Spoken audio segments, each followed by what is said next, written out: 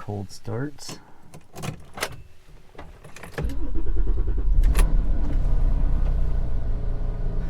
Alright, so I got done working on the car. I was basically able to figure out what was causing the squealing on the brakes, in addition to raising the car up. I did it by 10 mil on all the corners, and that is way better. So the issue with the brakes were that the dealership, which was a Porsche dealership, by the way, they said they put on new brake pads, and they may have, but number one, I don't think they put on the correct brake pads, at least the ones in the rear. And then they didn't put on or replace the dampers. There are these specific dampers, and they're pretty significant. They're weighted, in addition to having an adhesive backing. So those are just missing altogether. In addition to all that, there's this rattling in the back also. Anyways, in addition to all that, none of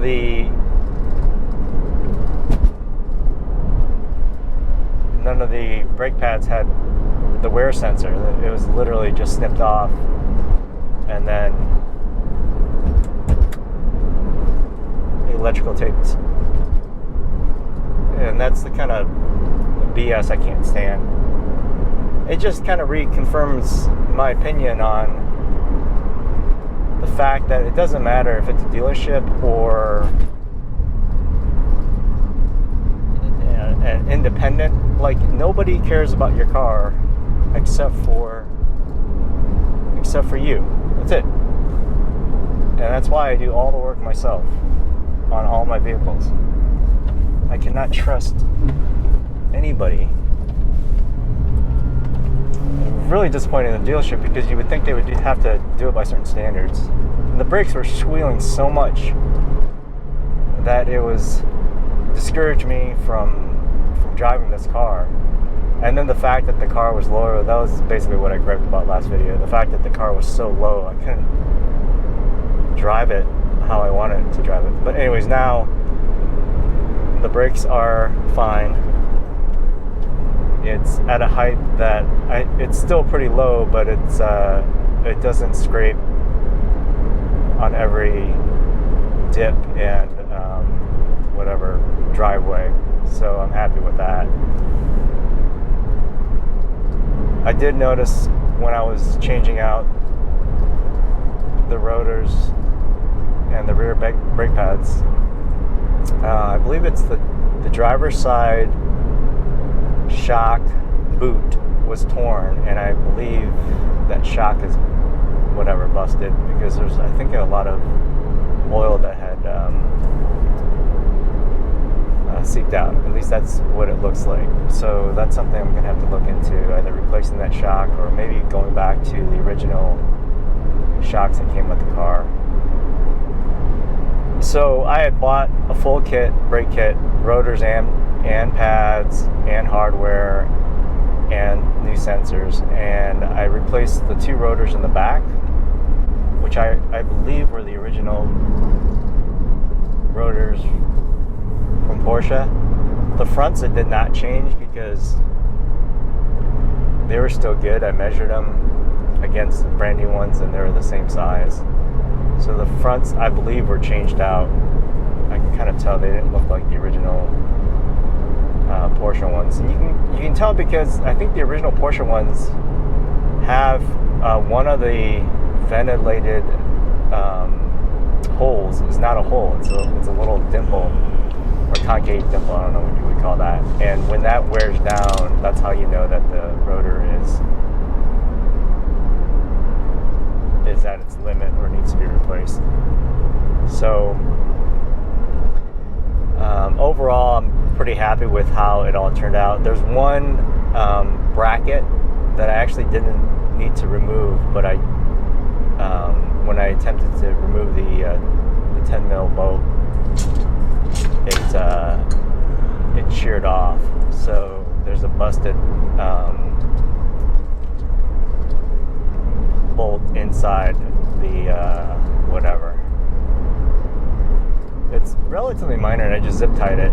It's minor in the sense it's a smaller bolt, and I do have to figure out how to strip it out or get it out, tap it out, whatever, and then maybe retap it. But I didn't want to have to deal with that. That was the first one that I worked on, and that would have just put a wrench into the whole program. I did everything in one day. It was like probably the most amount of work I've done in a long time, both physical and mental. Because this was my first time working on this car, and I didn't want to screw anything up. Lifting up the car was a feat within itself, kind of difficult figuring out how to do it correctly. I didn't want to do it based on what the internet had kind of talked about, just because I didn't feel comfortable lifting it from certain points that weren't lifting points. So I basically worked on one tire at a time, and I think that's the correct way to do it, at least until I feel more confident about it. What else was there? In terms of mods, small little mods I did a mod where you put grills in the front of the air dams where it feeds cool air into the radiator. So that's from Zun Sports. That's in the UK. They're kind of expensive, like tooth with the US dollar and whatever, pounds or euros or whatever they were using. It came out to $285. But it's one of those things I think I had to do because I didn't want to get a bunch of debris inside the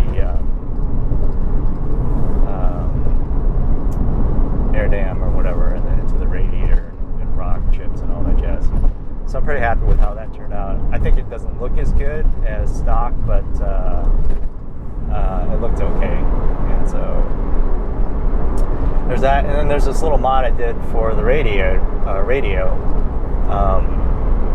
It was pretty cool. It's just a USB Bluetooth that goes into the auxiliary port, and I'm able to play music off my phone.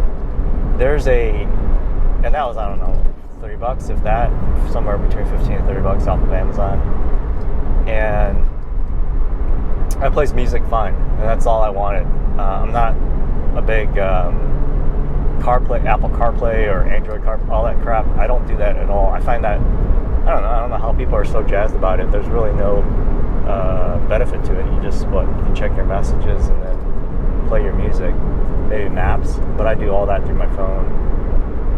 So that was a great kind of mod, I think, a super cheap mod, because the other options are to actually, buy this card either from Porsche or third party, and you install it to the head unit, and it makes it basically able to go Apple CarPlay and Android, and that's like $500. To me, this is so simple and so clean that I'm good to go. I'm really happy with that one.